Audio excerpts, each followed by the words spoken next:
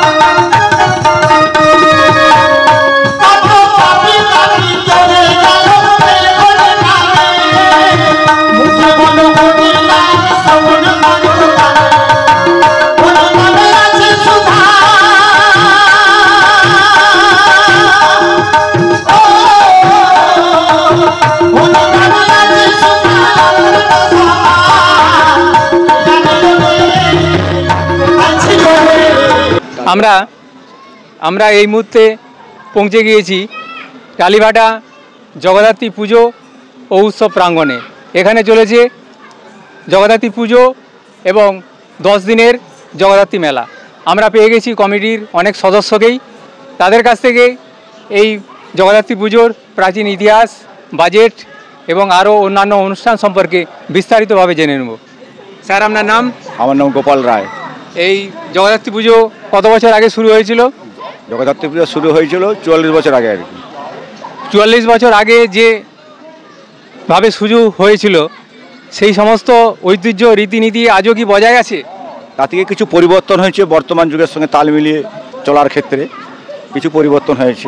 শুরুতে কি যাত্রা বা বাউল গান হতো? প্রায় হতো। ওইটা যাত্রাটা একবারে কন্টিনিউয়াস প্রথম থেকেই ছিল এবং এখনও ধারাবাহিকতা বজায় আছে এবং আগামী দিনেও রাখার চেষ্টা করা হবে যতদিন। এটা তো গ্রামীণ উৎসব, সবাইকে নিয়ে চলতে হবে এবং সবাইকে নিয়ে বুঝতে হবে করার জন্য এই ব্যবস্থাপনা। আর এই 10 দিনের যে মেলা, এ তো বিশাল অঙ্কের টাকা খরচ। এই সমস্ত টাকা আপনারা কোথা থেকে সংগ্রহ করেন? টাকা আমাদের হাটের সংস্থান থেকে টাকা দেওয়া হয়, বাকি বিভিন্ন মেলা দোকান যারা বসে, স্থানীয় স্পন্সর আছে, বিভিন্ন রকম সবাইকে নিয়ে চলে আর কি। জুয়া বসে নাকি? না, জুয়ার কোনো পার্ট নেই। আর যতদিন থেকে মেলা পরিচালনার ক্ষেত্রে আমরা রয়েছি আজকে, ততদিন থেকে জুয়ার কোনো গল্প নেই, ধারে কাছে ওসব ব্যক্তিও আসেনি। সামাজিক আর লোকশিক্ষামূলক কী ব্যবস্থা আছে এখন? সামাজিক শিক্ষায় বাচ্চা কাচ্চাদের ছোটোখাটো অনুষ্ঠান করা হয়, তাদের নাটক, আবৃত্তি, নাচ গান, ছবি আঁকা, বিভিন্ন রকম ব্যাপার থাকে। আমার নাম অশোক ব্যানার্জি। আপনারা এই জগদ্ধাত্রী পুজো করতে গেলেন কেন? না, এটা আমাদের কেন্দ্র করে, হাটকে কেন্দ্র করে। তাছাড়া এটা আমাদের পুরনো 44 বছরের পুজো, আমাদের পূর্বজরা স্টার্ট করে গেছেন। আমরা সেই ঐতিহ্যটাকে ধরে আগে চলছি। দিনকে দিন এর শ্রীবৃদ্ধি হচ্ছে না। আগে এতটা বড় ছিল না, কিন্তু এখন বড় হয়। আগে 6-7 দিনের পুজো হতো, এখন 10 দিনের পুজো হচ্ছে।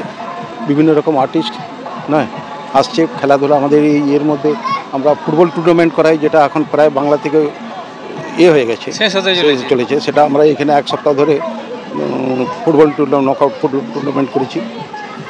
গ্রামের প্রত্যেকটা মানুষের অংশগ্রহণ আছে এতে, প্লাস একটা সামাজিক অর্থনীতির একটা চলে এই মেলার মাধ্যমে। তারপর দেখা যাক।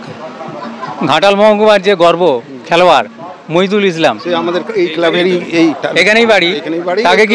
তাকে কি উদ্বোধনের দিন ডাকা হয়? ডাকা হয়, আসতে পারে। এবছর তো অনেকেই আসতে পারেননি, আমাদের এসডিও সব চলে গেলেন।